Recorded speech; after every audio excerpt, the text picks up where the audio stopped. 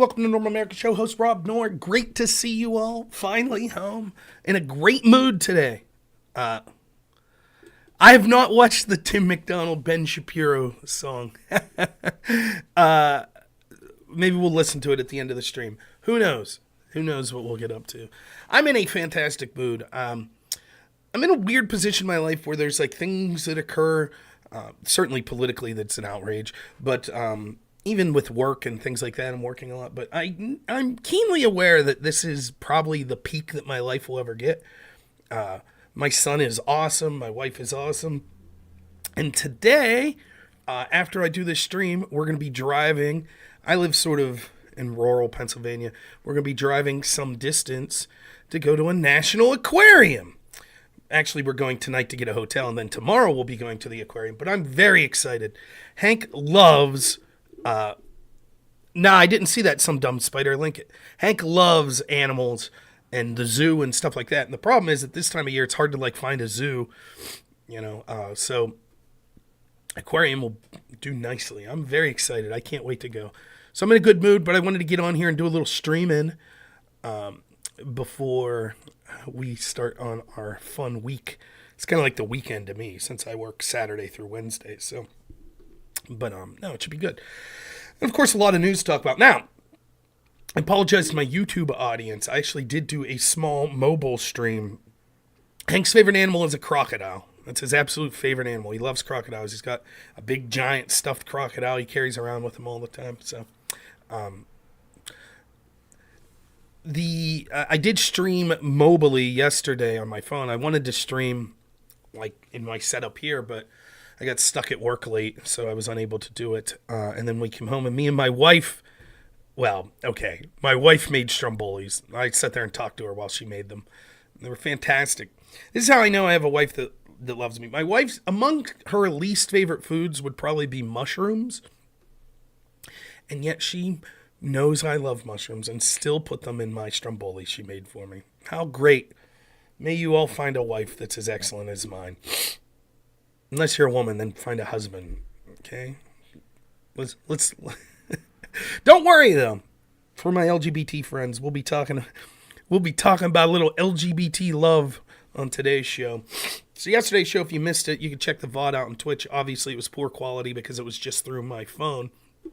But we talked a little about seeing the forest for the trees, and sort of the overarching theme of, the left will ruin you. They don't care. They think they're morally superior to you. They'll do whatever they think, whether it be being in a jury and convicting you of something that's obvious bullshit, or it be at a university and treating you like garbage, etc. I do like mushroom soup. In fact, one of I absolutely love green bean casserole with the mushroom soup in it, and then you get the fried onions on top. That's top 5 food for me. I love green beans as it is.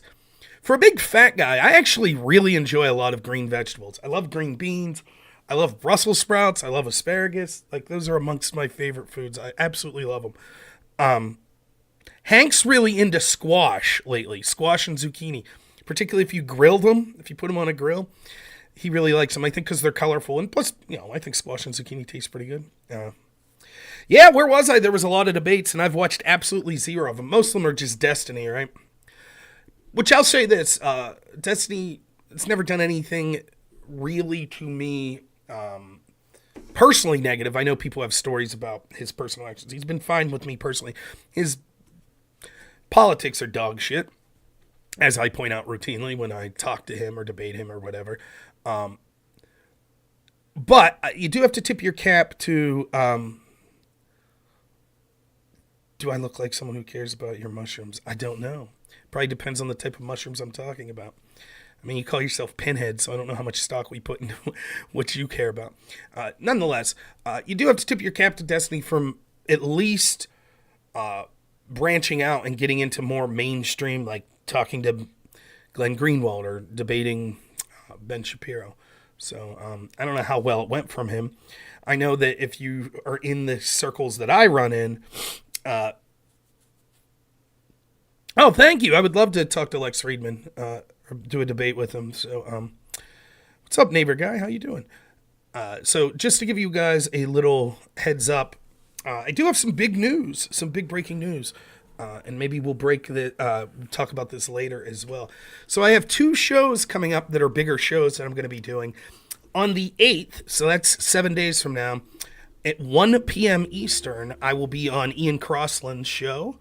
I'm very excited to that. Ian is the co-host of Tim Pool's show, and he has done a lot, I think, to kind of push my name out there in certain circles. And I really like Ian. Ian, I got to be honest, Ian thinks of life, I think, differently than me. Like, I'm probably more in line with Tim Pool as far as the type of issues I talk about than Ian. Ian is almost like more of a philosopher, right? He's looking at life through that lens more. But that's okay. I could still engage on that aspect, and we could talk about all sorts of stuff. Destiny still maintains that I'm the toughest debater rhetorically. Well, thank you, Destiny. I think it's the truth. Well, I can't say that. I don't know who all Destiny's debated. Look, let me talk. So Ian Crossland, that's going to be next week, Thursday, 1 p.m. And of course, I'll put out more material before then, reminding people of that show. So that should be a good show. And then I got another show coming up I'll talk about in a minute. What does it mean to be a good debater? Like, I think I am a gifted debater. I think that's certainly true. The first thing you'll notice immediately is 80% of anybody I debate on the left's crowd will say that I'm smooth brain, I'm an idiot. It's bullshit. And I've said this for years. It's absolute bullshit. You could say you disagree with me. You could even say I'm bad faith and stuff like that. Obviously, I disagree with you. I'm telling you exactly what I think. However, it is just objectively untrue that I'm not a good debater. It's just bullshit. Everybody knows it.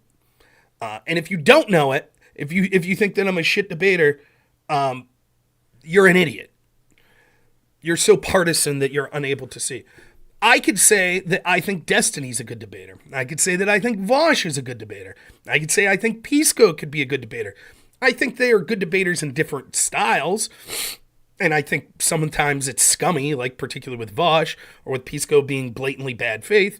And, having said that, but I can acknowledge when someone's a talented rhetorician. That's why I like debating those people more. I don't really care to debate. You know who reaches out to me all the time to debate? You got Omar, who seems like a nice guy, but I'm done debating Omar. It's the same thing every time. Well, the orange man bad. What about the orange man? He's bad. Right, but let me go through a laundry list of things proving sort of the corruption thing. But orange man bad. Okay, what's the utility of that?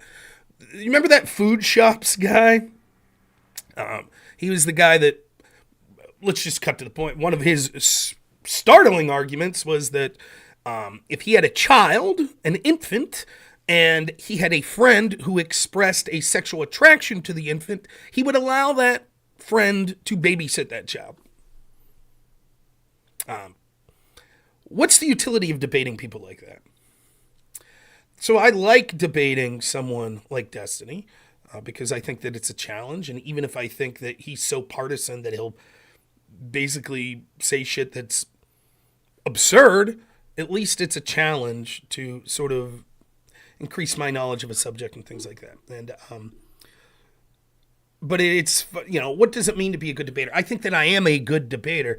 I also think that I'm someone who is arguing from a factual basis. So, anyways, enough of that. The other news I have, and it's tangential to being on Ian's show next week, I am scheduled on March 1st to do Tim Pool's show, his Culture War podcast. That's a daytime show. That's the show he does during the day. And that'll be an in real life event. So I will be heading to West Virginia.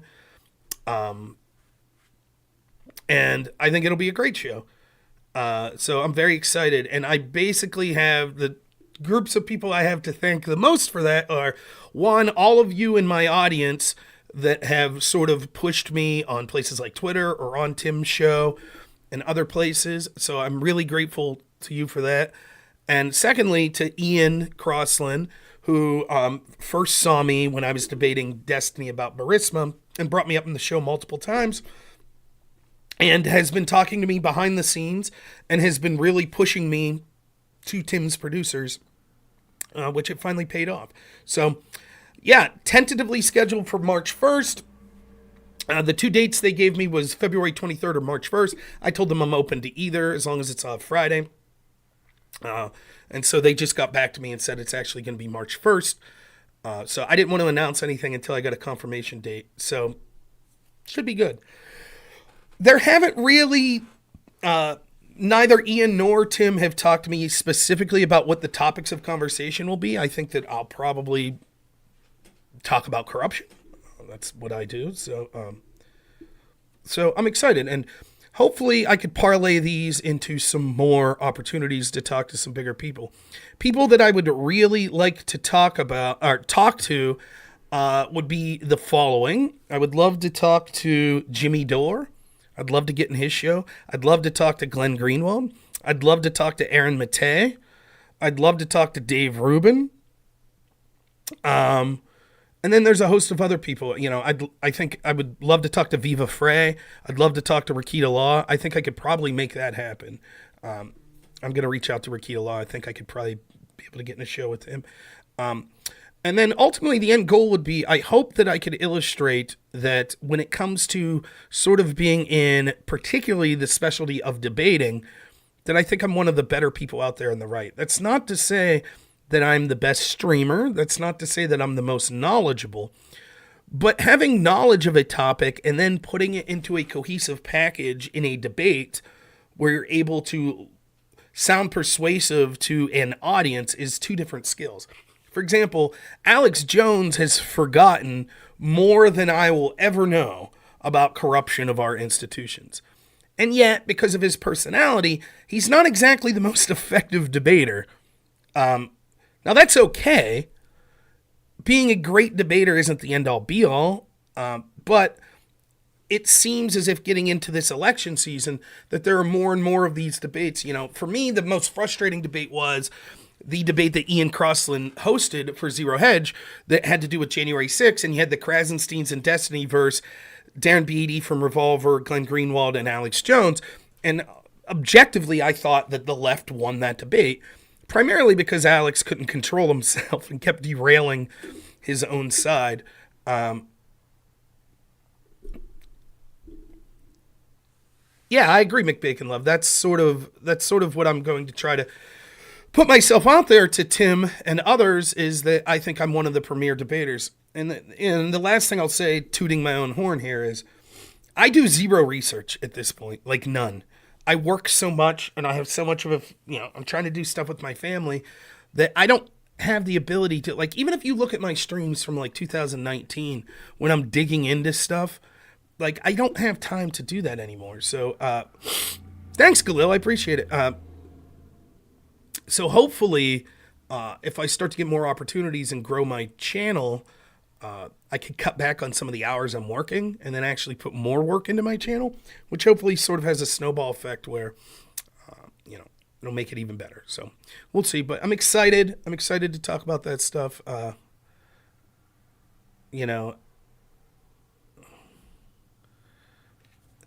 and here's the thing about me, right? Like, I don't like asking people for things.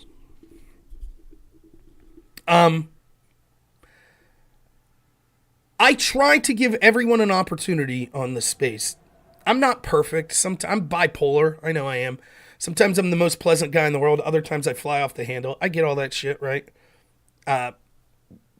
Totally understand that, right? So I'm not trying to make some sort of, I'm some great person. I'm not saying that.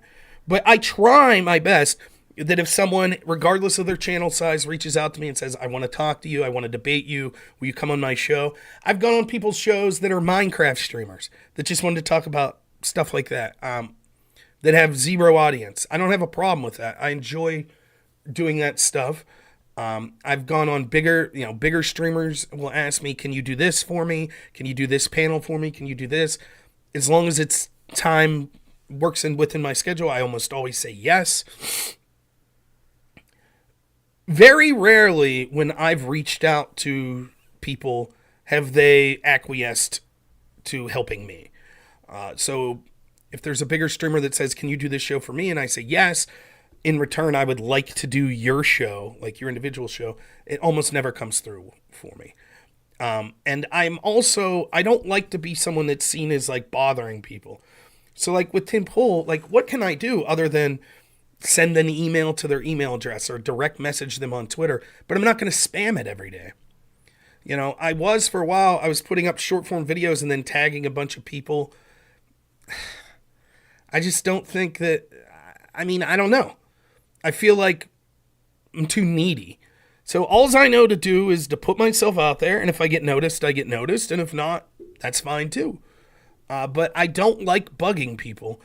I feel that I don't know what the line is when it's, a tactful way to reach out to someone and say, hey, I think I'm doing a good job. I think you would enjoy seeing this material, versus when it's just spamming them and it's an annoyance. I don't know. It's not my strong suit. Yeah, I know short form's the way to go. It's not what I like doing, but I need to do better with it, so I'm going to try. What I need is an editor. I'm in the process of getting an editor, but what I need is, when I do a long-form debate, Aftershock's been doing a great job of clipping, segments out of my debates that are like 2 minutes long.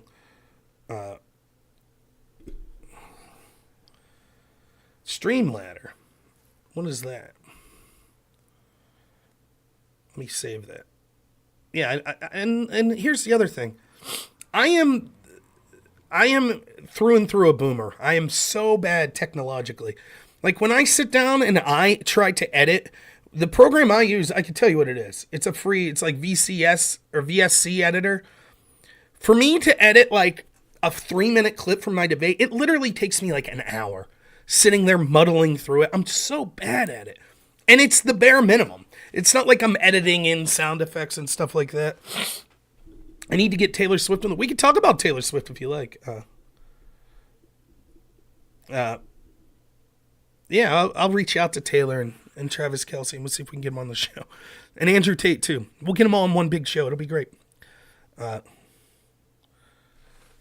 So, anyways, that's what's coming up. Let's talk about stuff. Right? I'm 23 minutes into the show, and we haven't said shit. Just talking about things I'm going to do. Hey, guys, thanks for tuning into the show today. I'm going to tell you how great a bunch of other shows are going to be, but not this one. This show will suck. Good stuff. So yesterday we were talking sort of about, all this corruption we see in like going after Elon Musk, going after Donald Trump, going after people that are Christians, like those that are protesting abortion centers, and comparing that to the alternative when you see, people that are Palestinian protesters or this or that and the way they're treated, the Bidens or the Clintons or etc. And basically, the overarching theme of what I'm saying is, even though it's about more than left versus right, the establishment doesn't care. They don't care about left versus right. They care about maintaining power. They basically view themselves as a separate species to you. You're just serfs. Your whole existence is to further better their existence. That's it. That's all they care about. They're globalists. They want to erode national boundaries. That's their intent. But they've realized by adopting the voices of the left and the causes of the left that it gives them the cultural influence needed to basically come out of the woodwork and be as authoritarian as they want. But as long as they're saying the right things that has cultural backing, then it's okay. So even though it's not about left-right, it's the left that gives cover. And the reason that this is so effective, the fundamental reason that I could see, is because the difference between the left and the right fundamentally is this. Most people on the right just want to be left alone. They understand that civilization is sort of a miracle, that we have to operate not just in what's best for me. And I said you could call it the non-aggression principle, or you could call it the golden rule, or you could call it Christianity and Christ-like behavior. But you understand the simple truth of do unto others as you would want done unto you. And obviously there's differences between all of these ideas that I just said. But the general theme is these are ideas that understand that for society to function, you can't just have everything be me, what's best for me. You can't do that. Now, all of us have that to some degree. We all have And it makes sense. It makes sense biologically. It makes sense spiritually. You care most about yourself, your family. That's all good. But you also understand with that you need society to function in a way that benefits other people, that has the feelings and the well-being of other people as well. So there are certain rules, right? For example, you can't just punch someone because they say something you don't like. That's what we believe. You might vehemently disagree with what they say, but you don't say, I'm going to punch them, or they should be censored.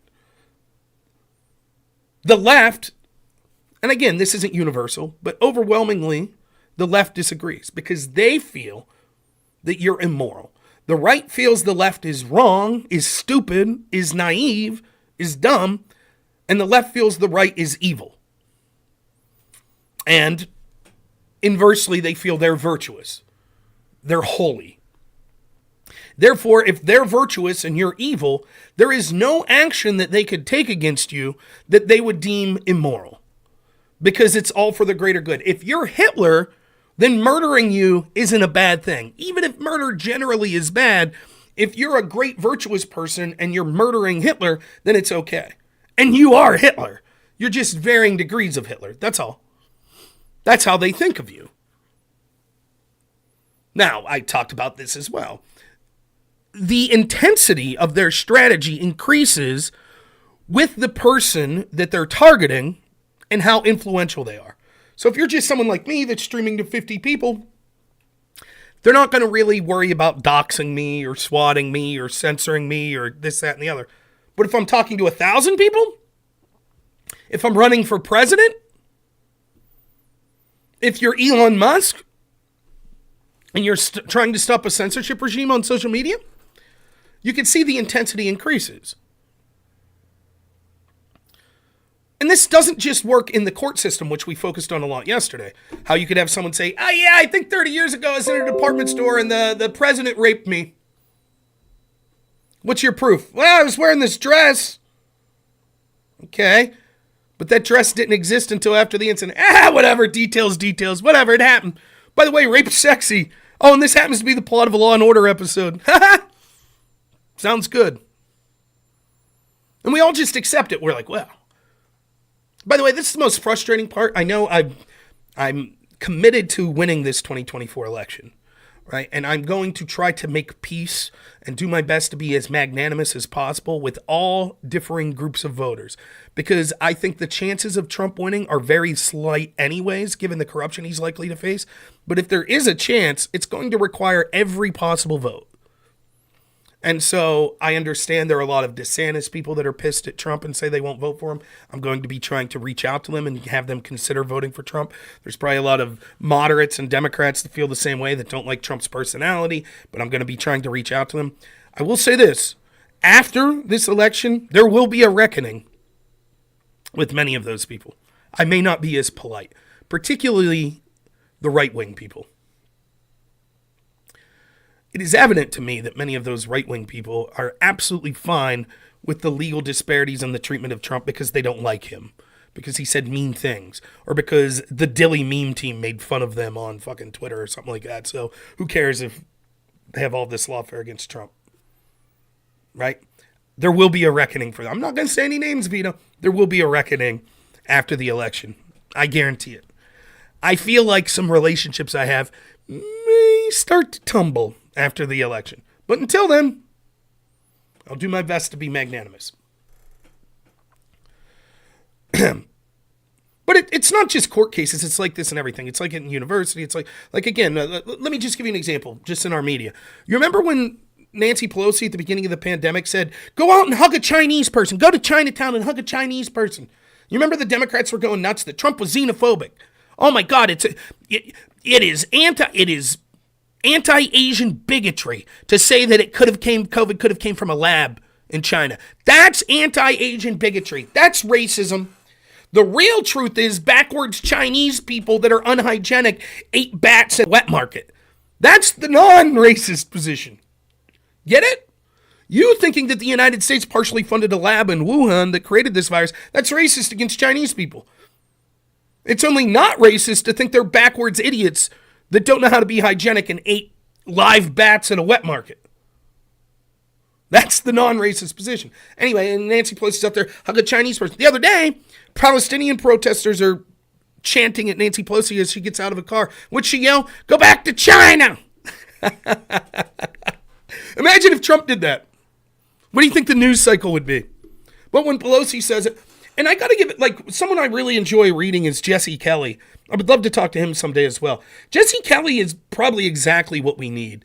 He's way meaner than me, right? Like, I still hold out hope that cooler heads can prevail at some point. And I don't want everyone on the left to be treated as they want me to be treated. For example, 30% of people on the left, 29% in a YouGov poll said that children should be taken away from the unvaccinated. That's nearly 1/3 of Democrats in a YouGov poll said that the government should come in and take away your children if you didn't get the COVID vaccine. I would never wish that on them. Ever. Jesse Kelly sort of disagree. I'm not saying on that point exactly, but Jesse Kelly's like, no, it's time to stop being like, well, we have higher principles. Let's treat them like they treat us. So, nonetheless, that's sort of his take on it, and that's probably eventually what it's going to take to win. Thank you. It's 11:53, so we're almost at noon here from where I'm at. So,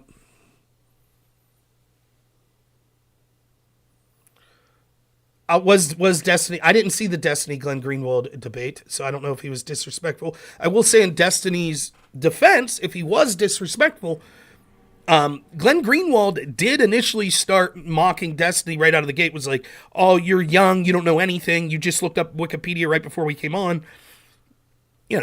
I'm not saying I didn't see the debate, so I don't know how Destiny interacted with Glenn Greenwald. Maybe he took it far further than that. But if you're just calling a spade, Glenn, I thought, was a little bit disrespectful of Destiny from the outset of their first interaction. Not saying that it's not warranted, just saying. So I understand why Destiny would have sort of a personal axe to grind. Anyways, going to Jesse Kelly, he said about Nancy Pelosi, and he's absolutely right. You could complain about her all you want, but man, wouldn't it be nice to have someone like her on your side? She doesn't give a shit. She could say that you want grandma to die if you don't lock down while she shows you her $10,000 freezers with fancy ice creams in it. She don't give a shit. Literally, all she gives a shit about is power for her side. That's all she cares about. She doesn't care. Marjorie Taylor Greene, in a similar vein, but nowhere nearly effectual as Nancy Pelosi. Nancy Pelosi, maybe the most influential Democrat at this point, arguably behind Obama's team that's running Joe Biden's presidency. Probably more influential than Chuck Schumer. She doesn't give a shit. And she's right.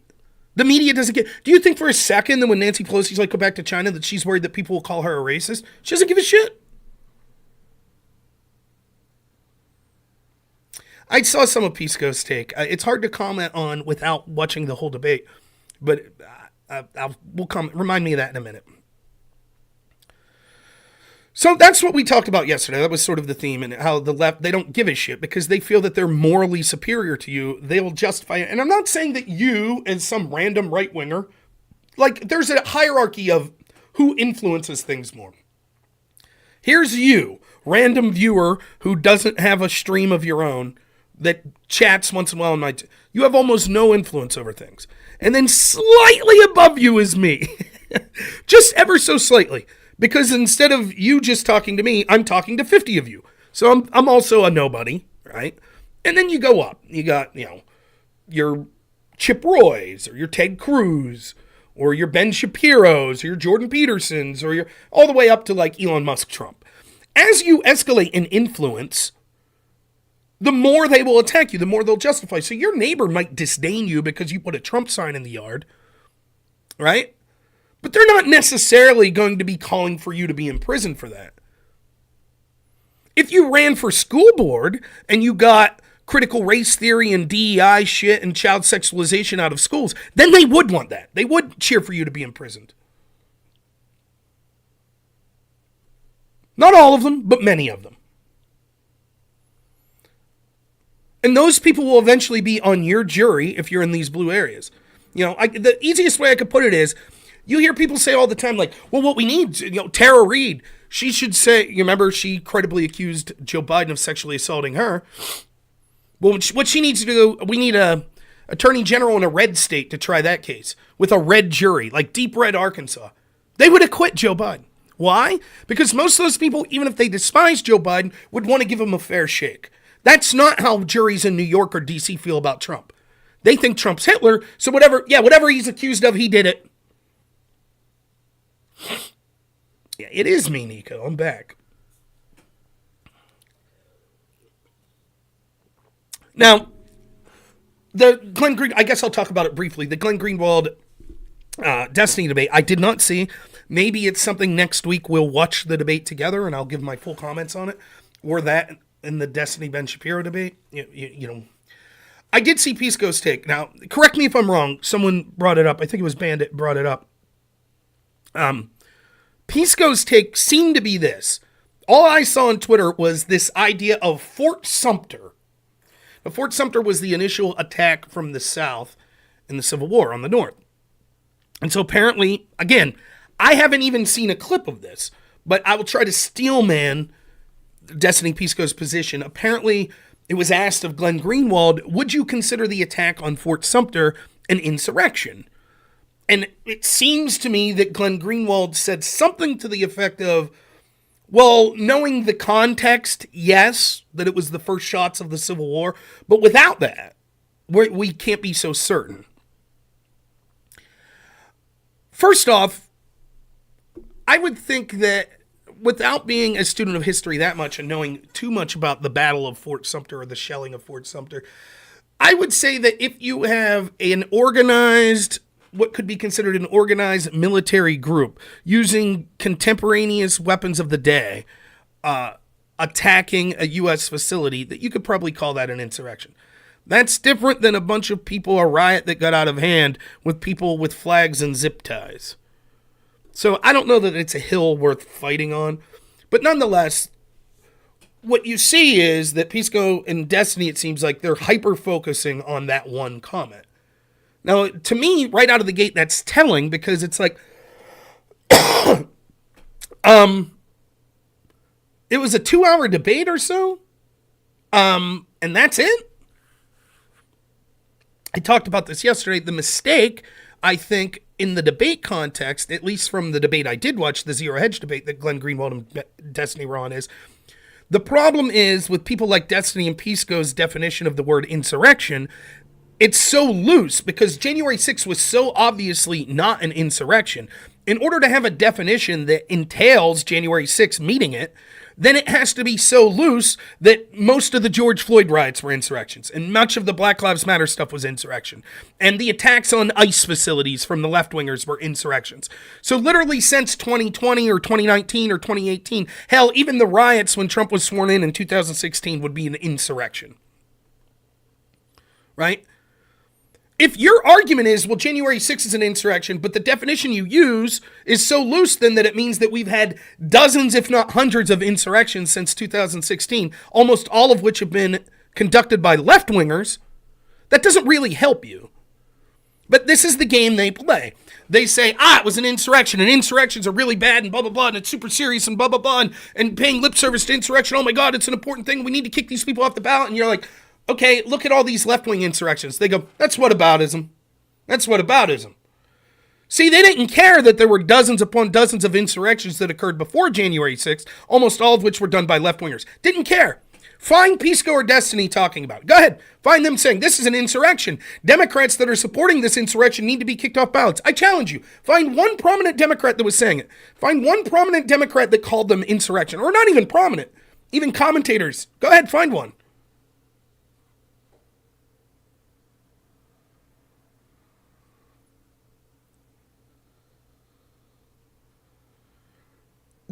That's it.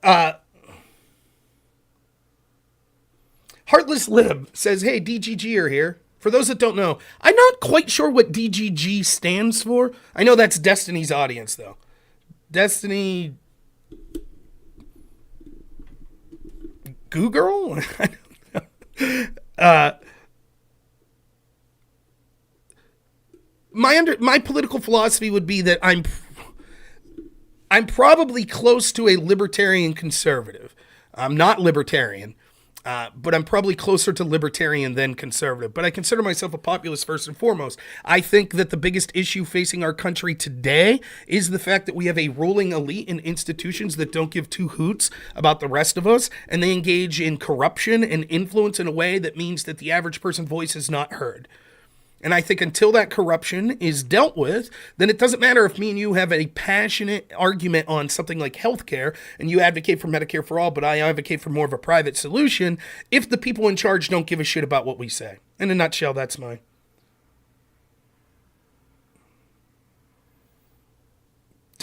Thank you, Imaginarium. I thought that was it. Yeah. Ironically, mostly guys though in that crowd, right? So that's the problem. You know, and I talked about this yesterday with Pisco. Pisco is someone I talk to more than Destiny, right? At least on Twitter. You know. The problem is not just there was a... I should go back and show you my video from a couple days ago. I was shocked. After I debated Pisco, that night I debated Pisco on the Crucible. Someone sent me a link to Pisco's after show. He played a clip of after January 6, 2021. And it was him arguing with Destiny like a week or two after January 6th. And Destiny saying things like, come on, if this was really a big deal with thousands of people in the Capitol, they would have tore shit up. They were just walking around. It was just a riot that got out of it. That was Destiny's take. It wasn't some huge nefarious plot. Then, fast forward to me debating Destiny a while ago here, and, you know, just last month, and I was like, why did the FBI have all this information supposedly they're now using in court cases saying they knew an impending insurrection was about to occur, but they chose not to share that information with the very organizations that were providing defense, like Capitol Chief Police Stephen Sund? And his argument was, well, because it was only a handful of people, like 6 or 8 people. So if you're the FBI and you think, okay, 6 people are going to try to overthrow the government, you don't really think it's a big deal. Now take those two arguments simultaneously. Destiny in the immediate aftermath of January 6th saying clearly this wasn't an insurrection, it wasn't a fucking big deal, it was just something that got a little out of hand. And then saying, okay, well the evidence has changed now, we now know there was FBI information of 6 people. 6 people. And yet Destiny's out there talking about how this is this big deal insurrection. How do those two facts jive? What changed?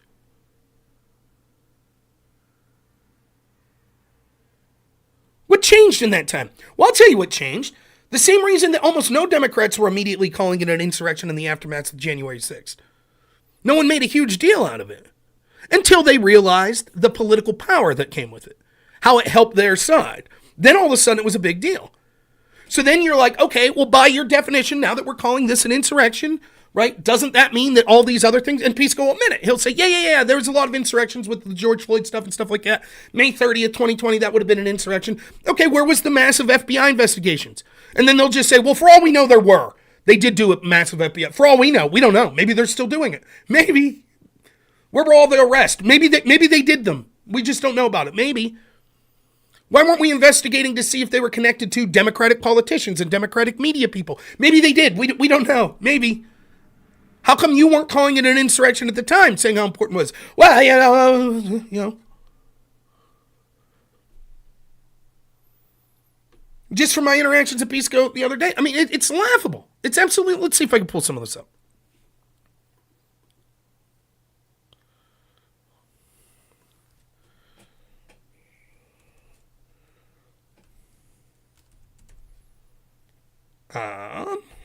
This would probably be the easiest way.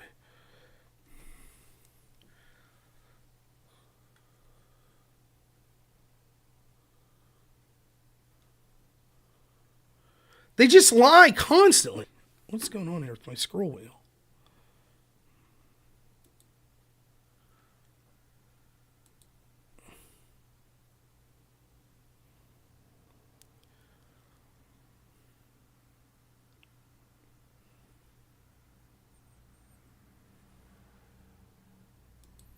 There we go.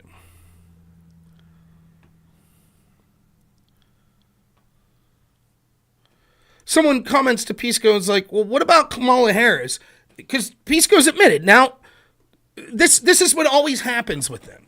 And you can see almost every debate I have with Pisco, this is the sort of thing that'll happen. They're not being good faith with. All they give a shit's their side winning an argument, right? So they'll make arguments on the micro level, right? So this is something I learned when I did policy debate in college.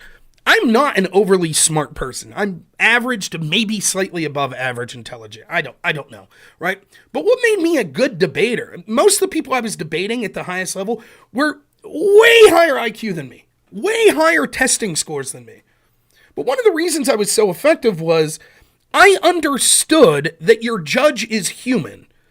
And you get to read the judge philosophy. So you get an idea of who your judge is in that round. Sometimes one judge, sometimes three, sometimes five. Depends on the tournament and the rounds you're in.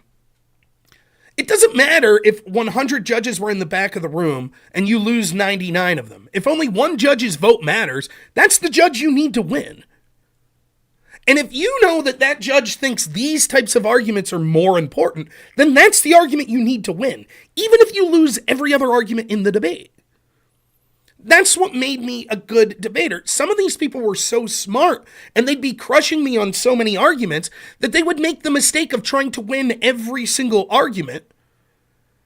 And they'd win 90% of them, but they would lose the important argument and lose the debate. Now, the best debaters, the ones that were a tier above me, they were even better than me. And not only were they smarter than me, they were also experts at being able to concede when it wouldn't hurt them. And that's what made them that next tier. They weren't just smarter than me, they also understood the human element of the game and that it's okay. In fact, not only is it okay, it's preferential, because it appears if you're able to concede things, it makes you seem conciliatory and makes it seem more reasonable. If you're unwilling to concede anything ever, then you look like someone who's not arguing in good faith, and it harms you perceptually. So you can see oftentimes what will happen is I'll be involved in these debates with people on the left, and Pisco's a great example of it, and he'll say something to win a slight little part of the argument we're talking about right then. Right? He'll say something. Rob says X, I say Y. And then it's like, well, okay, if you believe Y, then how does that fit into the grander context of things? This happens all the time. I'll give you an example with Pisco. It's my pinned tweet. One of the arguments that I had with people was sort of, they're saying because Trump didn't call in the National Guard on January 6th, this is somehow evidence that he engaged in an insurrection. And the question becomes, what I'm talking about is, well, Trump's not the on-the-ground tactical guy that's coming up with the decisions of how many troops we need, how much police do we need. Those are people like the Capital City Police Chief, the Sergeant-at-Arms, the people in the military. These are people whose jobs it is to literally provide defense for our nation and our capital. Trump technically oversees them, but he also oversees like 80 other agencies. And so you don't expect that guy at the top to be making the on-the-ground decisions. Like, I'm not expecting Barack Obama when, in Afghanistan to be sitting there every night going, now what we need is to advance the troops this way. If we send 800 troops here through Kabul and then we send another 600. I'm not expecting that. I'm expecting generals to come up with that and Obama to sit there and listen and go, sounds good. Or, I think we should retreat. Those sort of overarching generalities. And everybody knows that. You know that. I know that. Pisco knows that. The Democrats know that. Trump wasn't sitting there with like a fucking risk board, like move the troops here on January 6th, and then we want the bike line, the bike gates here. Everybody knows that. But the left pretends not to. So the question I have is, if the people tasked with defense repeatedly say, we can't use the National Guard because of optics, why would we expect Trump to overrule them? Think of what this means. So you have the Sergeant-at-Arms and answers to Nancy Pelosi saying, no, we can't send the National Guard because of optics. Well, what do they mean by that? Because optically it would look like Trump militarizing or using our military to maintain his power. He's not going to give up power. He refuses to go, and now he's mobilizing the military to stay into power. So we can't do that, or people would be freaked out. Which people? Well, the left. That's who would be freaked out. And which people are that are saying Trump engaged in an insurrection because he didn't mobilize the National Guard? Well, the left. You get that? if he doesn't deploy the National Guard, he's an insurrectionist. If he does deploy the National Guard, well, it looks horrible for optics because it looks like he's using the military to entrench his own power. And not only would that look bad in general, it would look doubly bad if he overruled the people tasked with defense who said, no, don't do it. It'll look bad for optics. It would look even worse for optics then. So as we're arguing about this on Twitter, Pisco, of course, falls right into my trap. I said, well, Trump's damned if he does, damned if he doesn't. If he doesn't deploy the National Guard, he's an insurrectionist. If he does, he's a tyrant. This is what Pisco says.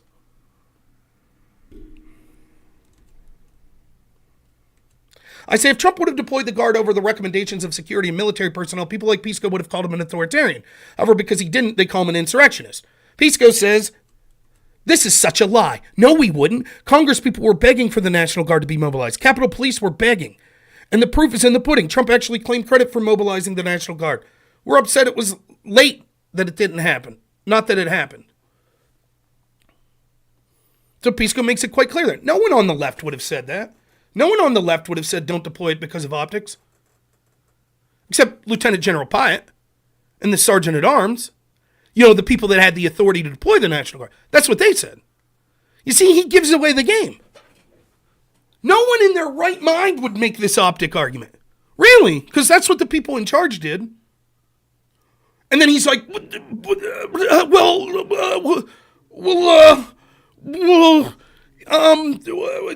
okay. What I mean is I wouldn't, and the normal Democrats wouldn't, but yeah, maybe a lieutenant general and the sergeant at arms and Nancy Pelosi would.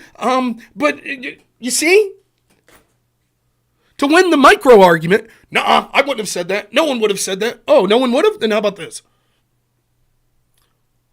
Or I'll give you another example. Let's see if I can find the clip. Aftershock put a clip up that I think is interesting that illustrates this point.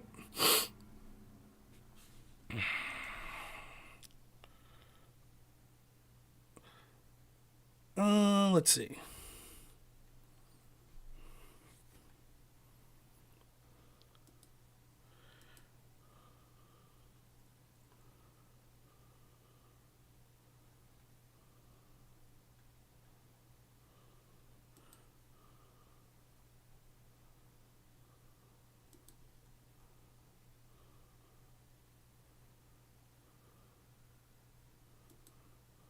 Out for crying out loud.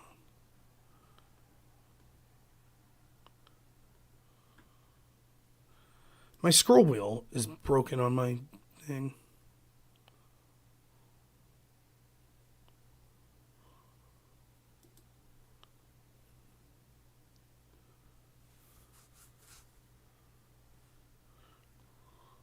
We're talking in this clip about how they charged Mike Flynn with the crime for saying, I don't recall. You were rambling on with your nonsense, so I'll talk now. All that matters is what he said to FBI. He wasn't charged for lying to Pence. He wasn't charged for lying to Trump. He was charged for lying to the FBI. The FBI's 302s were very specific. They said, I don't recall that could have happened. I just said that's literally the exact same type of thing. I don't recall his magic words. Now listen, you can see, Pisco, listen to how this goes. Just to get an idea of what's going on is Pisco's like, I'm like, look, Flynn never lied. The 302 of Flynn shows that he says, I don't recall, I could have said that. Pisco and the Democrats' argument is, no, he did recall. So they're saying they knew the operation of his mind. The operation of his mind was, imagine you say, I don't remember, and they say, you're guilty, you're under arrest because we know you remembered. How would they prove that you remembered? In that moment, when you say, I don't know, it could have happened, I don't remember. Now, we see Democrats and people all the time testify and say, I don't recall, I don't recall, I don't recall. Hillary in Benghazi, didn't she say it like 90-something times? Imagine if they'd have said, yeah, we know you recall, you're under arrest. Imagine what the Democrats would have said. What? Now, Pisco can't help himself here, though. Because in order to win this micro argument, he's going to say, oh, so just saying I don't recall is a panacea. It's just that means that's the magic words. If you say I don't recall, then you're not lying. But you can actually hear right before he interrupts me to say that, the point I'm making is And yet, when Democrats do it, like Paul Gambetta, who deleted subpoenaed evidence, who the FBI knew was lying to them, but they still gave him immunity under the condition that he now tell the truth, when they said 2 days before you deleted that evidence, you talked to the top Hillary Clinton lawyer, Cheryl Mills. What did you talk about? What do you think he said? I don't recall. That's what he said. I don't recall. But Pisco's going to jump in before I could even get it out, because that's what he does. He has to interrupt constantly. He's going to jump in and make my point for me. You see, because he has to win the micro point. Flynn must be guilty. Oh, okay, so saying I don't recall is not some magic words? Well, it's different when Democrats do it. Watch. Your nonsense. So I'll talk now. All that matters is what he said to FBI. He wasn't charged for lying to Pence. He wasn't charged for lying to Trump. He was charged for lying to the FBI. The FBI's 302s were very specific. They said, I don't recall that could have happened. I just said that's literally the exact same type of thing. I don't recall is magic words. They're magic words. Right. If you say I don't recall, they're magic. Right. Do you really think that? Why didn't Gambetta get charged for saying he didn't recall his conversation with Cheryl Mills? Well, maybe they didn't have enough evidence that he was lying that they didn't recall. Oh, we have plenty of evidence. There we go. We have plenty of. See? He couldn't even help himself. It's clear that I'm going to say, well, that's exactly what Democrats do. They say, I don't recall. It doesn't matter. He interferes. Oh, I don't recall. That's some magic words, blah, blah, blah. It's clearly bullshit. Then it's like, okay, well, that's what Gambetta said. Well, we have evidence. What was the evidence? Again, we have evidence that the FBI knew Gambetta was lying. We have evidence that they knew he was the one that deleted subpoenaed evidence. There's no evidence that Flynn committed any crime. He did what a normal incoming national security advisor would be doing, contacting people outside. And yet they decided to throw the book at him in an almost unprecedented way. First, recommending charging him with the Logan Act, which has never been done before. And second, then saying I don't recall is a lie. We have evidence that he knew. What was the evidence again that we knew that he did recall? Thanks, Big Blue. I appreciate it, man.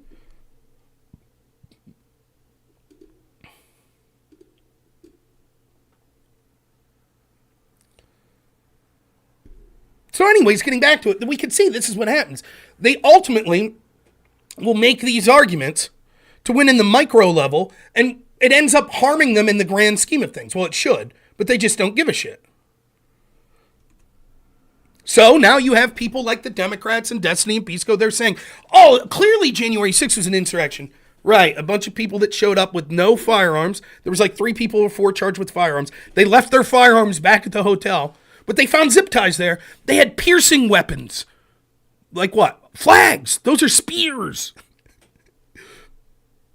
That was an insurrection, we're told. It's clearly bullshit. It's clearly being used because it's politically expedient to treat the entire opposition like domestic terrorists. That's what they're doing. That's what Pisco's doing.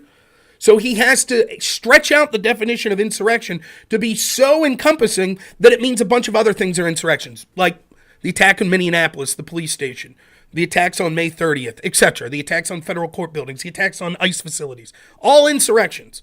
Okay, well, why wasn't Pisco calling for people to be removed from the ballot that were Democrats that were supporting that? And one person brings up, what about Kamala Harris and her bail fund? She promoted it the day after an insurrection. Again, not my words, Pisco's words. They burned down the police station, federal buildings and what have in Minneapolis. Pisco says that's an insurrection. The day after that insurrection, Kamala Harris goes on her Twitter account and's like, hey, here's a bail fund to help the people that were arrested, at the insurrection. Thanks, Inversity. So how's Pisco defend this? Well, here we go. See, he's made the micro argument. Oh, it's all an insurrection. Now it's like, okay, so Democrats defended an insurrection. So watch him weasel out of it. About the bail fund. The fund was not designed to serve as violent insurrectionists, but to more indiscriminately serve as bail for all types of defendants, including individuals accused of things that have nothing to do with political violence, let alone BLM political violence. There's absolutely zero evidence that when Kamala Harris tweeted support for a general bail fund, that she was intending to promote additional mayhem for insurrectionists. You might as well argue she was engaging in murder too, since some accuse murderers of help from that or similar funds. Nor, by the way, do I accuse people advocating for amnesty of January 6th people of engaging in insurrection, if after the fact they promote leniency for individuals in the criminal justice system. Here it is even more outrageous, since the category of people serviced by the fund is far broader than the people engaged in insurrection. No inconsistency whatsoever. I say, such BS. Trump saying go be peaceful after saying fight like hell is proof to Pisco and the Democrats that he engaged in an insurrection. But Kamala promoting a bail fund, a fund designed to help people arrested during an insurrection, is not considered engaging in an insurrection?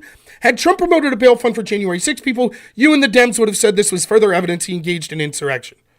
Here's Pisco's response. Nonsense in the guise of analysis. You're comparing the legitimate, though potentially misguided policy goal of eradicating cash bail, unconnected to particular defendants or insurrectionists, with the deliberate effort by Trump to stop the certification of electoral votes. You're further comparing the affirmative duties and obligations of Trump as president in the United States and the central nucleus and organizing principle of January 6.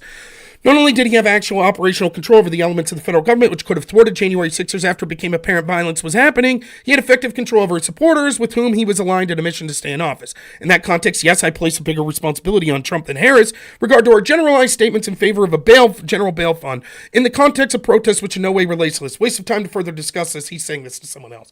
Now, the important part that I want you to gather is right here. You are comparing a legitimate, though potentially misguided, policy goal of eradicating cash bail, unconnected to the particular defendants or insurrectionists.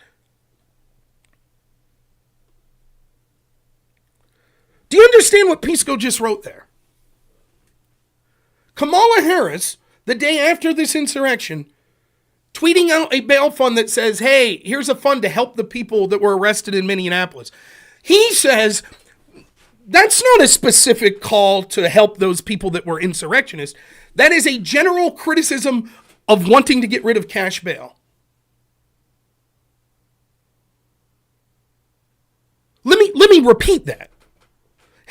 Kamala Harris saying, here's a bail fund to help these people who were arrested at an insurrection. That's not an actual bail fund to help those people. No, you're mistaken if you think that's what that was. What that was a general policy criticism of cash bail. That's his fucking argument. I don't know if I don't mind YouTube links in chat. I don't know if YouTube automatically censors them or not, but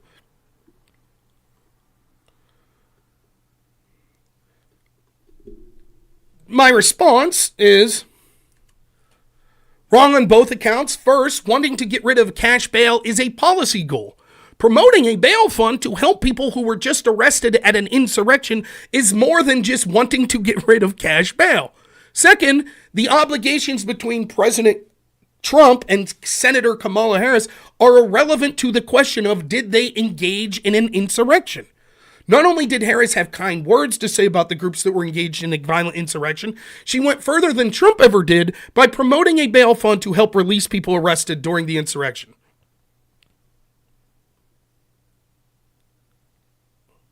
Then someone else responds, Jean here says, laughing my ass off, imagine suggesting that tweeting direction to a bail fund while explicitly directing it at arrested protesters is merely signaling support for cashless bail. She literally says who it's for. I said it's so bad faith, it's absurd. If we found videos of Kamala mixing up Molotov cocktails to hand to the insurrectionists, Pisco would suggest she was just spreading her message of learning chemistry to be important.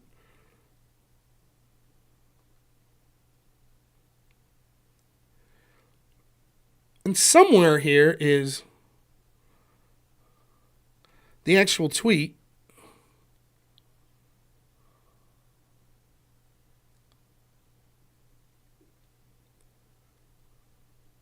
Where's that?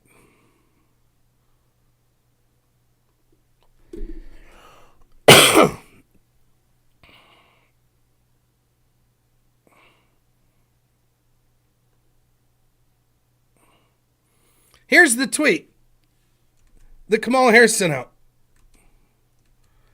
If you're able to chip in now to the Minnesota Freedom Fund to help post bail for those protesting on the ground in Minnesota. This is the day after an insurrection in Minnesota. And she says, here's a bail fund for those protesting on the ground in Minnesota. Well, bail would imply that they were arrested. So people arrested at an insurrection in Minnesota. And she puts a bail fund out specifically to help them. And Pisco says, no. That's just her general policy prescription for getting rid of cash bail.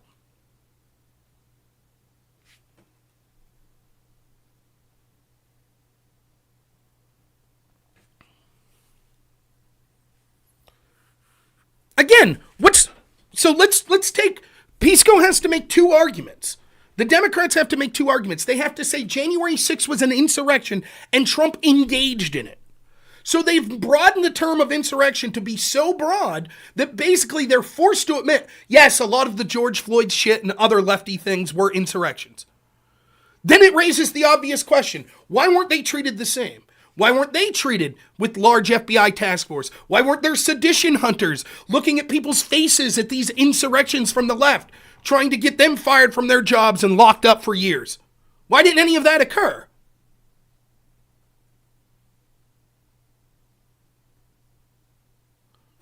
Why not?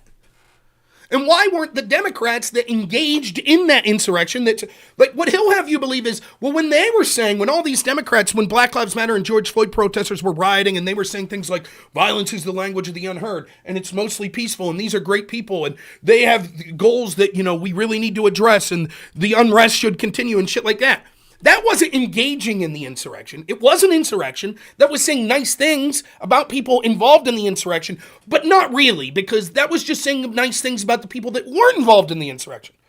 But simultaneously, Trump saying fight like hell, that's proof that he meant literally fight. That's proof. When Trump said Mitch McConnell has no fight, he needs fight, what they really meant was Mitch McConnell needs to put brass knuckles on and start pounding on Schumer. That's what Trump really meant. When Trump liked a tweet that said the cavalry is coming, that meant literally people with rifles on horseback were coming to overthrow the government for him. That's what he meant when he liked that. When Trump said go be peaceful, that's really a dog whistle for go be violent. But when Kamala Harris puts a bail fund, that's not her actually promoting a bail fund for the insurrectionists. That's just her support for getting rid of cash bail. What? Or here's another one. A couple weeks ago, I mentioned this on my show, maybe like 3 weeks ago, Pisco tries to get me with a gotcha. He says, Rob, I hear you all the time say that after an insurrection, not my words, Pisco's, May 30th, 2020 was an insurrection. It was worse than January 6th, because January 6th, where they had projectiles and spears and things like that, they didn't really have lethal weapons. The left's trying to make it seem like that, but they didn't. But in May 30th, they did. They had Molotov cocktails. They burned down a police guard station. They injured dozens of officers. The only difference was, unlike January 6th, which inexplicably for some reason no one shared intelligence and there wasn't an adequate police presence there, there was one May 30th, so they were able to prevent them from getting into the Capitol or to the White House, but that's irrelevant, because Pisco and them will tell you it doesn't matter if the insurrection had a chance to succeed, it doesn't matter how far they get, the mere fact that it was an attempted insurrection is enough. That makes it an insurrection. Cool. So it doesn't matter if they got into the Capitol or the White House or not. They attempted an insurrection. Their attempt had lethal weapons, unlike those January 6th, with the exception of the pipe bombs. How's that story looking? Anyways, continuing.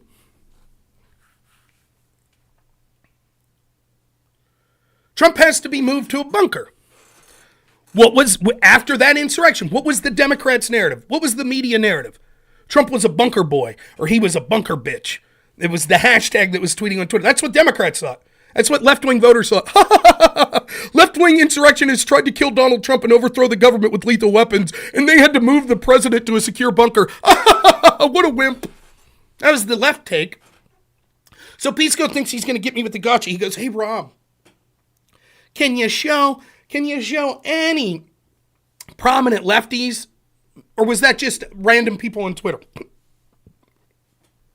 So I showed several lefties like Jay Inslee, who was governor of Oregon, and the mayor in Seattle, and then Mehdi Hassan tweeted out hashtag Bone Spurs, hashtag Bunker Boy.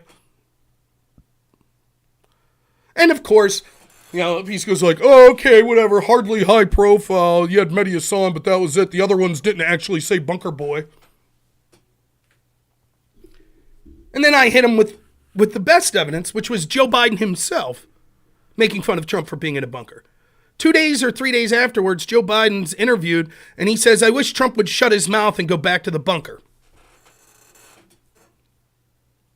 Now, if Trump saying fight like hell but be peaceful is evidence that he engaged in an insurrection, and May 30th was an insurrection, and Joe Biden saw the insurrection occur, and instead of saying, my God, that's an insurrection, this is totally unacceptable, he made fun of Trump for having to be moved to a bunker, how isn't that evidence that Joe Biden engaged in an insurrection? Do you think if Trump would have made fun of the people after January 6th that had to hide, do you think they would have said, aha, that's evidence that he supported an insurrection? Of course it is.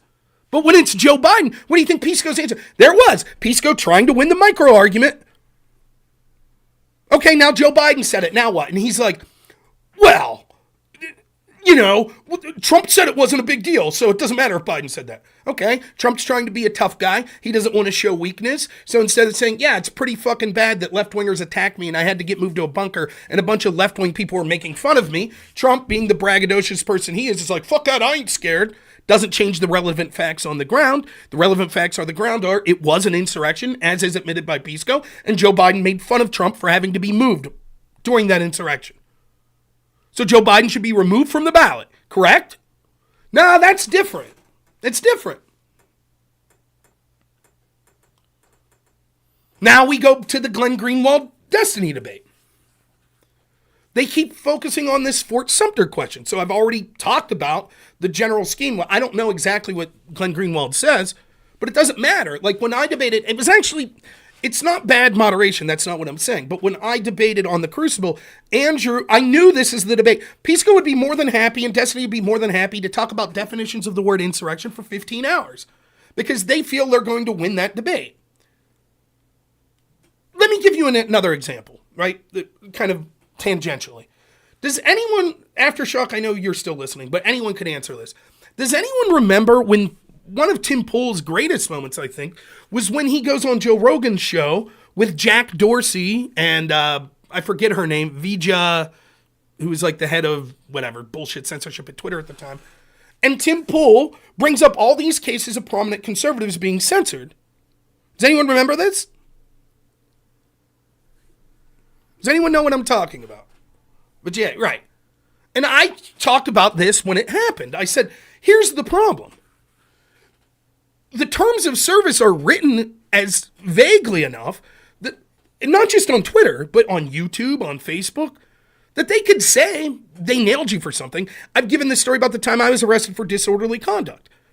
I got the charges dropped eventually. The cop that arrested me was a dick. The cop that processed me told me to fight the charges, spoke up for me. I got the charges dropped. I was charged with disorderly conduct. I was like, I didn't commit disorderly conduct. The cool cop was like, yeah, you did. And I was like, what? And he told me it's written in such a way that it's a catch-all that basically it says like being a nuisance to a member of the public. He's like, that could be arguing about sports too loud walking down the street. Disorderly conduct. Basically, 80% of people commit that crime every day. They just choose when to arrest you. By the way, this is what I talk about the double standard. Like, for example, failing to register as a foreign lobbyist. Everybody does it in Washington. But they only charge the people connected to Trump. Hunter Biden blatantly does it, no charge. Blue Star Strategies, the group that was working with Hunter Biden's team at Burisma, they were allowed to retroactively file paperwork. The Podesta group, they're allowed to retroactively file paperwork. Paul Manafort, who's working with the Podesta group, he gets charged with the crime. He's not allowed to retroactively file paperwork.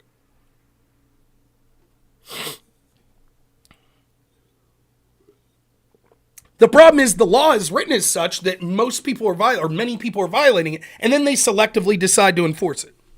Same was true with Twitter's guidelines. So he would be like Steven Crowder. He gets knocked off Twitter for supposedly promoting violence. And Vijay's like, well, technically our terms of service say blah, blah, blah. And then Tim would be like, okay, but let's look at like Vox Day and other left-wing people. They're specific. They called for Andy Ngo for people to throw milkshakes and shit at him. The next day they threw milkshakes at him and assaulted him. How doesn't that get them removed? And every single time, Dorsey and Vijaya would be like, we'll have to look into that. We don't know.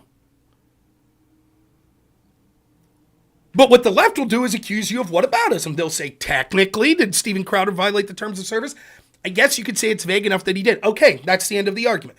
But look at all these left-wingers that did it worse. That's whataboutism. We're not going to talk about that. Not going to talk about that.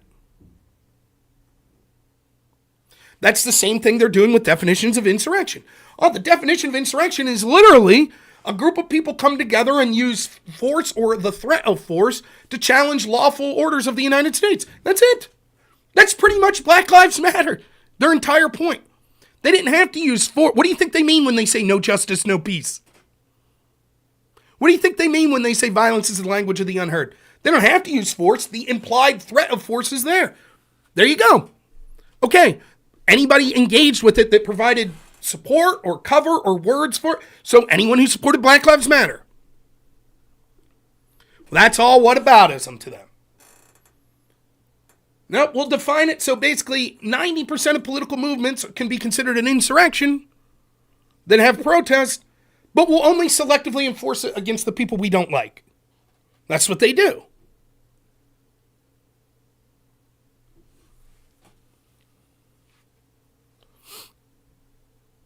That's what, and so that's the game they will. What about Fort? And so when I'm doing this debate, there's so much I want to get to in the January 6th debate. And what's the first thing Andrew Wilson says? Define insurrection. Here we fucking go. Half of that debate, between that section of it, the 20 minutes of Pisco define insurrection and then Rob define insurrection, and then the audience questioning, which became 30 minutes of Andrew Wilson and Pisco arguing the definitions of insurrection, and it's irrelevant. I could concede Pisco's definition of the word insurrection. Okay, sure, we'll use the definition you use. And so what? Still shows selective enforcement, still shows that there's dozens upon dozens of left-wing insurrections, still shows that you never called out those insurrections, still shows that the FBI never treated those as insurrections, still shows that they never went after politicians that provided support for those insurrections. You could define insurrection as almost everything being an insurrection, or you could define it as almost nothing being an insurrection, and it's irrelevant if the key issue is they're only selectively going after the groups. And this is something that they always try to do. This is why before something occurs, I try to get people on record. I go back to this example. When I'm arguing about Russiagate back in 2017, and I'm arguing with people, and I'm like, boy, it's starting to look like the FBI used unverified opposition research sourced by Russians to spy on Trump's team. Starting to look pretty fucking bad here. No, that's a conspiracy, blah, blah, blah. And then one by one, each excuse they had fell and fell and fell. Till the end of the day, they were like, of course all this happened. Because the accusation was so serious that Trump's team was working with Russians. And I said, I just want to get it on record. Let's just get it on record right now. So if there's an accusation that a prominent political movement or candidate is working with hostile foreign agents, then it justifies FICE warrants, blah, blah, blah, all that. Yep. Okay, well, let's look at Hillary Clinton's connections to shady Russians. But that's different. That's different. I'll give you an example from today, so you can see how the left operates.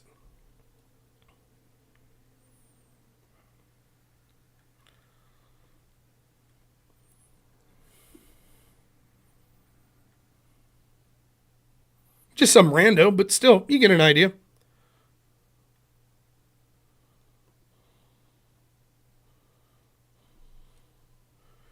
Representative Ro Khanna, who for a lefty I don't hate the most, says, I directly challenged Director Christopher Wray today to confirm that nonviolent ceasefire protesters must not be investigated or surveyed by the FBI. He confirmed that they would not be. I said, yes, we wouldn't want them to have the January 6 people treatment. Imagine if your side was treated in the same ways as those you hate are. That would be terrible. Here's some random lefty named Simon Kelly. He says, if protesters who are demanding a ceasefire storm Congress, then yes, they should be treated exactly the same. Now, if you want, I could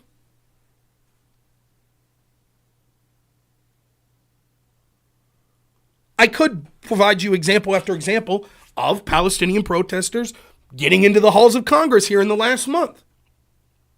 What was his claim?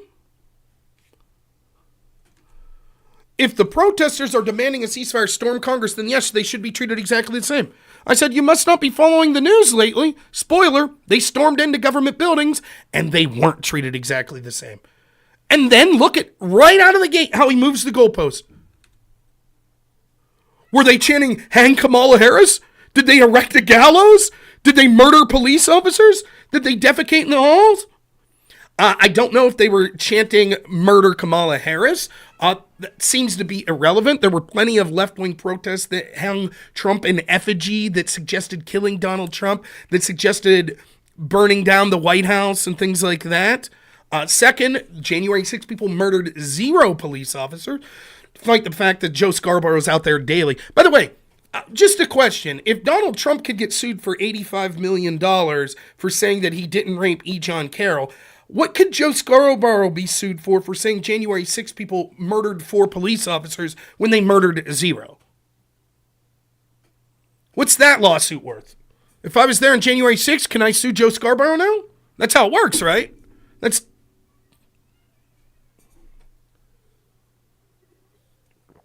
Oh, it's not like lefties would storm the Hall of Congress to protest for Palestine. Oh, what's that they did? Well, they didn't erect a 6-foot gallows or 4-foot gallows that couldn't hang anyone. So it's different. Last thing I'll say, it wasn't even the topic today, about Pisco saying over and over now, this Fort Sumter point, the Fort Sumter point, the Fort Sumter point. Which, again, it's not something I agree with Glenn Greenwald. I have to see the context of it, but on face value, I don't know why Glenn's getting into this argument. Pisco argues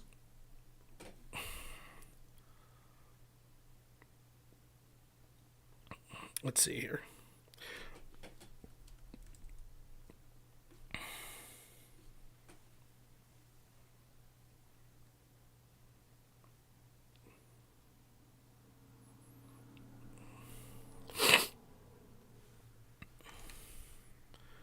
Destiny's a neophyte in Israel-Palestine, regardless of your position. It definitely shows sometimes. What's your excuse for walking into a debate about insurrection and bungling whether Fort Sumter was contemporaneously an insurrection or the Whiskey Rebellion? Not to belabor the point more than I already have, but I can't imagine anything more arrogant than claiming to be upholding the traditional historically backed definition of insurrection and claiming ignorance of the 2 most infamous insurrections in American history. These are the literal basic tier insurrection talking points that are essentially cliche. Not having responses ready to those specific examples betrays a fundamental interest in investigating the topic on any level. I disagree, right? I don't think whether or not you think the Whiskey Rebellion was an insurrection or not means that you should be able to talk about whether January 6th was an insurrection or the historical context of what we consider insurrections. I disagree. But let's take Pisco's standard, shall we? Pisco's standard is, well, if you're someone who's interested in talking about the historical implications, you have to have at least these bare facts. Hey, Pisco, here's a question for you. When Andrew Wilson asked you if the Native Americans/Indians fighting with the federal government in the 1800s was an insurrection, and you said no, and then we found out that actually that was when the Insurrection Act was used the most, does that prove by your own definition that you don't even have the basic tier knowledge to be involved in this conversation? Just curious, right? If you're going to point the finger at other people and say, you don't know these 2 examples, you didn't answer these 2 examples in a way that I find sufficient, therefore you don't have the basic historical knowledge to talk on these topics of insurrection. If you literally didn't know that the Insurrection Act was used the most against the Native Americans, and you said that wasn't an insurrection, then why should anyone trust your opinion on the topic? Just curious. Or is it only the topics you think are important, like the Whiskey Rebellion? If people don't know about that, then they can't talk on it. But the shit, when the Insurrection Act was actually used over and over again, the fact that you don't know about that, that's okay, right? Hashtag it's different.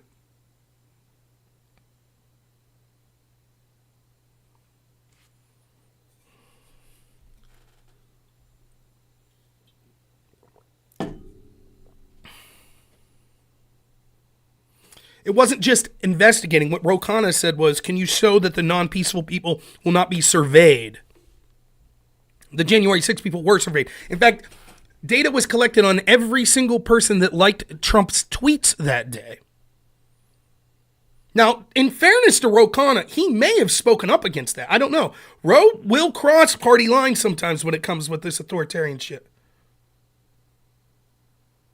Oh, there's a comment below that. Right, and that's different. When Pisco didn't know that, he's like, oh, I didn't know. I'm not claiming to know it. Right.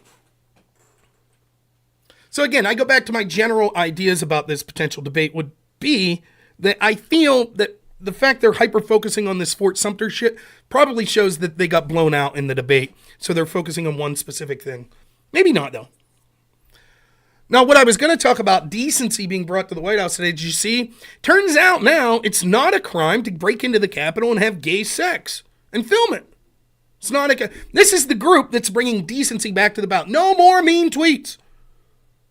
We're going to get decency back. Gay, sex, and cocaine in our governmental buildings.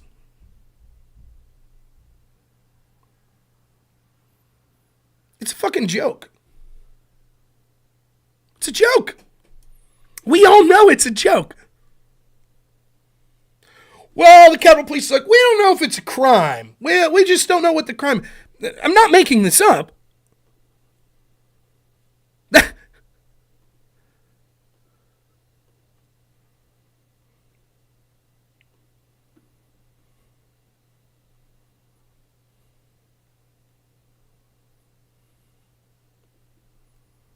Here's the Capitol Police statement on it.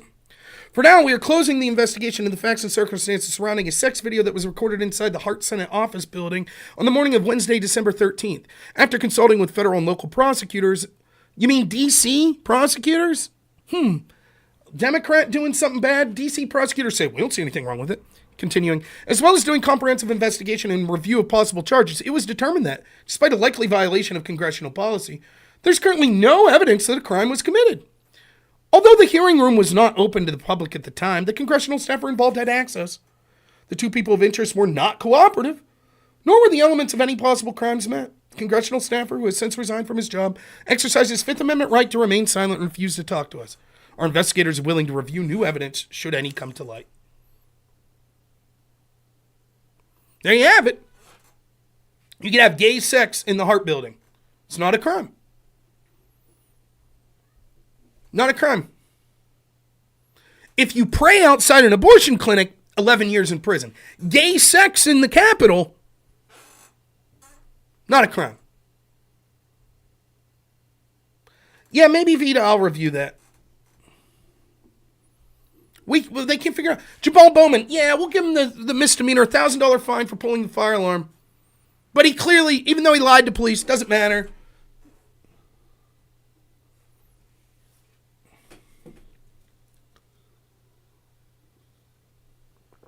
What is the breaking point? When people have had enough? Now, here's the truth. And again, I can't say I came up with this. It's something that I believe and I've talked about, but Jesse Kelly summed it up better than me. We could blame Mitch McConnell. You could blame Joe Biden. You could blame the media. You could blame the inept Republicans or Democrats. You can. But let's look at the reddest states. Look at the deep red states that don't have a chance for Democrats to be elected. And those are some of the most ineffectual rhino Republican Congress people that you'll find.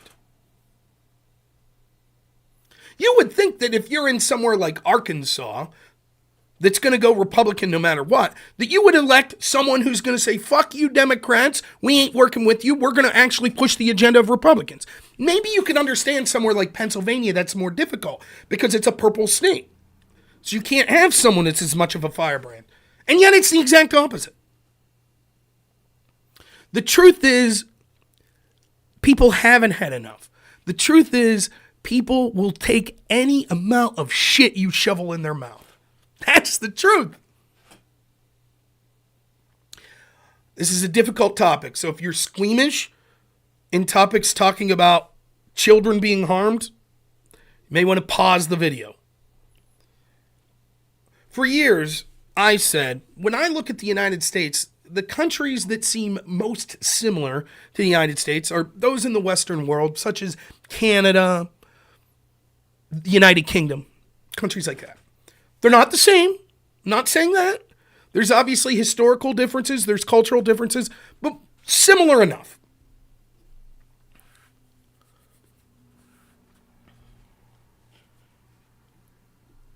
Thousands upon thousands of little girls gang raped and groomed in the UK for decades, while police knew about it, politicians knew about it, and did nothing.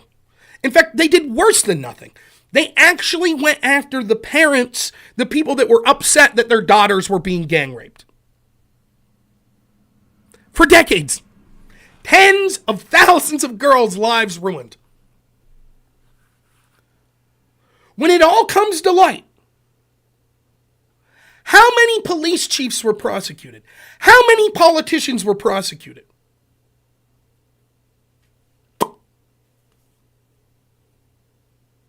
They said, oh, okay, now 30 years later, we'll start to go after the grooming gangs. Wasn't just Rotterdam, but that's one of the great examples. Now, how is it? If you lived in Rotterdam, you probably knew a girl that was, or a family that was affected by this. You see the reports come out. Yep, the police knew. Yep, the politicians knew. But they didn't want to be accused of racism, so they let it go. You see the reports coming out of parents that were arrested and harassed by police for trying to fight back. And what did the people of the United Kingdom do? Did they stand up and say, this is too far? Enough is enough. We demand accountability. Well, there were a handful that did. Tommy Robinson did. And you know what most of the people in the UK did? They said, we're outraged. This is fucking disgusting. I can't believe disgusting behavior in this country like this is allowed. We demand action against Tommy Robinson. That's what they did. They finally got outraged. Not at the tens of thousands of girls gang raped. That didn't bend the needle too far. But oh boy, the soccer hooligan that was calling it out, they didn't care for that. And I said for years, if the gang rape of your young girls isn't enough to get a country fucking fired up to do something, what amount of shit are people unwilling to accept? And I was told over and over, it'd be different in the United States.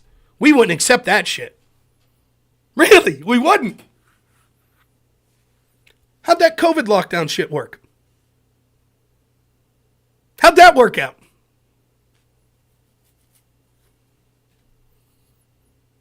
Everybody's a tough guy now. Right? Now, let me first say, I'm not even talking about the people on the left.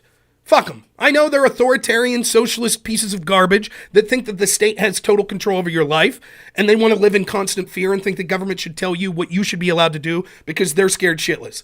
I get that. I'm not talking about them. I'm talking about the people on the right. I could show you like websites I was on in 2020, like Above Top Secret, where me and this libertarian guy are arguing with these Trump-supporting constitutional conservatives that are giving us the business why we need to lock down. Constitutional conservatives. When I'm telling them, like, not only is this a huge fucking mistake to lock down, and it's against everything the Constitution stands for, but you realize you're sabotaging Trump. Because this will have the predictable effect of destroying the economy and pissing people off, and Trump will get blamed for it.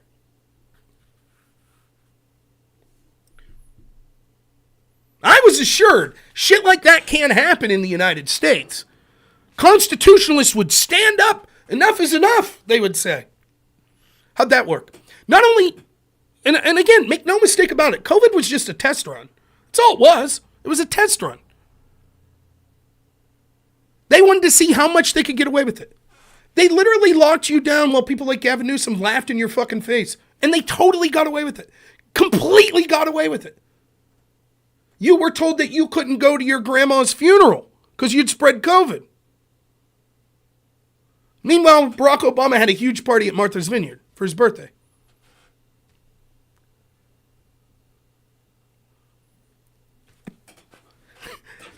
What more is there to say?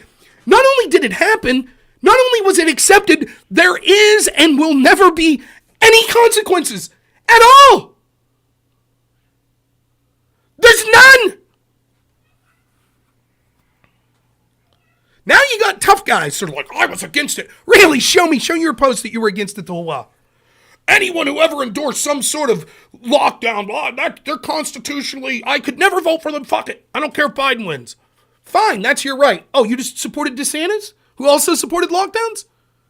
Well, yeah, but he did it less than Trump. But he still did it, right? He still did it. Right? He did. Now, I've forgiven DeSantis in the fact that I wanted Vivek to be my candidate, but I took DeSantis over Trump. I still would. And I think DeSantis was better on COVID than Trump.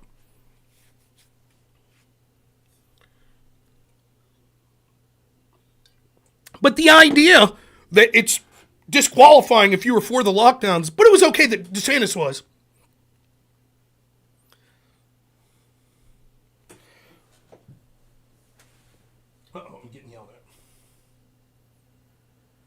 All right, I'm going to have to end her here. I got 5 minutes. They're literally pornographic materials in schools to teach your children.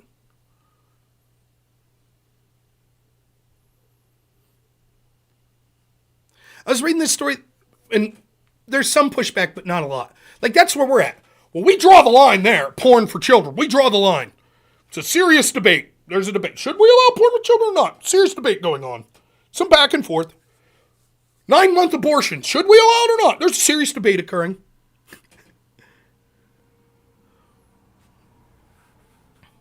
That's how far we've lost. We draw the line here. Today, 2 years from now, it'll be like, okay, there's porn in schools, but only softcore porn. We draw the line at hardcore porn. Softcore porn, that's wholesome. That will allow. That's where we're going. Okay, gay sex in the Capitol and cocaine, that's acceptable. But we draw the line at public orgies. Individual, twosome, threesome, okay, you can have that sort of sex in the Capitol. But public orgies, we'll be outraged. We'll be outraged. No mean tweets. No mean tweets, by the way. That's a given. No mean tweets, unless it's Democrat. But public orgies. You tell me, when will people say enough is enough? Maybe they will. I'm not optimistic. They're laughing in your fucking face. Peter Navarro just got sentenced to what? 4 months in prison? 4 months in jail? For refusing to comply with the subpoena. They couldn't even hold Hunter Biden in contempt for refusing to comply with this subpoena. Couldn't even hold him in contempt. He showed up to mock them at the contempt vote. And they backed down.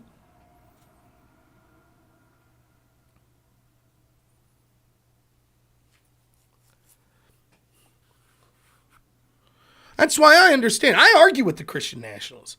Like, I had a couple people comment on my last debate I did with Andrew Wilson like a year ago. I mean, I like Andrew, but they had some batshit fucking thoughts, right? Like, Andrew Wilson doesn't believe you could rape your wife. That's fucking insane. That's an insane belief. I don't want that enshrined into national law. That's fucking crazy, as far as I'm concerned. Like, that's way out there. But when the pendulum has swung so far, I understand the appeal of those sorts of arguments. As someone who supports the idea of gay marriage that comes at it from a more libertarian perspective, I get it. It's hard for me to argue. Okay, Rob, we told you once gay marriage was here, all of a sudden it'd be sexualization of children. Yeah, it is. It's true. I don't draw that direct. I don't say, I think that the line has to be drawn somewhere, and I draw the line at gay marriage is acceptable and sexualization of children isn't. But the people that said if you give an inch, they'll take a mile, they were right. All right, I got to go. So here's the deal. For just finishing up here, right? Next Thursday, I will be at 1 p.m. Eastern, I believe. I'll have an exact time for you coming up. I will be doing Ian Crossland's show. He is the co-host of Tim Pool's show. So that's going to be 1 p.m. Eastern next Thursday. Should be a good show. March 1st, I will be doing an in real life event at Tim Pool's show, doing the Culture War podcast. That'll be a daytime show, I believe. I don't know exactly what time. But that'll be in person. I'll be doing Tim Pool's show. So, yes, thank you for everyone that supported me. It's not guaranteed that it'll blow my channel up or anything like that. It may get me exactly nowhere. That's fine. It's a goal I set, a small-term achievable goal to try to get in Tim Pool's show. And the fact that I've now been invited on there, I think is a big step for me. So even if it never goes anywhere further than that, I really appreciate everyone's support. I appreciate Ian Crossland specifically for kind of pushing for me, giving me the opportunity to do his show, which I think is going... In many ways, Ian's show might be a more interesting show. I think Ian thinks of things in a way that's sort of different than I do, and me and Tim maybe think about things more similarly. So that sort of, me doing Ian's show might actually be a more interesting conversation. So I really thank him, and I thank the opportunity to be able to do it. I don't know that I'll be streaming tomorrow. I am leaving here in about an hour. We're going to get a hotel tonight, me and my wife, and my son. And then tomorrow we're going to an aquarium, which my son loves animals. It's difficult to get to the zoo at this time of year, but the aquarium's open. So we're going to go, I believe, to Cleveland, to the National Aquarium in Cleveland. So I can't wait. I think it's going to be a ton of fun. I'm really excited. So the next you'll see me, maybe Saturday, Sunday, I'll try to stream. One other thing I'll say real quick. My work schedule, depending on the week, is either I go in Saturday at 3 p.m. or Sunday at 3 p.m. And then I'm there straight until Wednesday at 2 or 3 p.m. I'm off the clock at times, and that's when I've streamed in the past. Due to circumstances that I'm not really comfortable talking about, I don't know how often I'll be able to stream at work anymore. It's not that I'm not allowed. I'm not on the clock when I'm doing the streaming and stuff like that. But there are things that are making it difficult to do that. So I apologize. It's not a lack of spirit or willingness on my part to do those streams. It's just that for reasons that I don't care to get into because they're health-related reasons, because I work in home healthcare, I don't know that it's productive for me to be doing those streams while I'm at work. So I'm going to try to be very consistent on my days off, on Wednesdays, Thursdays, Fridays, to make sure that I'm streaming those days. Obviously, if I have events come up like going to the aquarium, I won't be able to. But that's the plan for the foreseeable future. I am going to try, even while I'm at work, to put out some more short form content, maybe 2-3 minute TikTok, YouTube videos, and Twitter videos and things like that. So that's the game plan going forward. So, all right. Thank you so much, everyone. I appreciate all of you. I'm not going to try to raid anyone. I got to get down. My wife's yelling at me because I didn't pack any of my clothes yet. So I got to get down and do that. But thank you all for being here. Maybe next week we'll review some of those debates, Ben Shapiro, Glenn Greenwald, things like that. Thank you so much. As always, everyone, have a good one.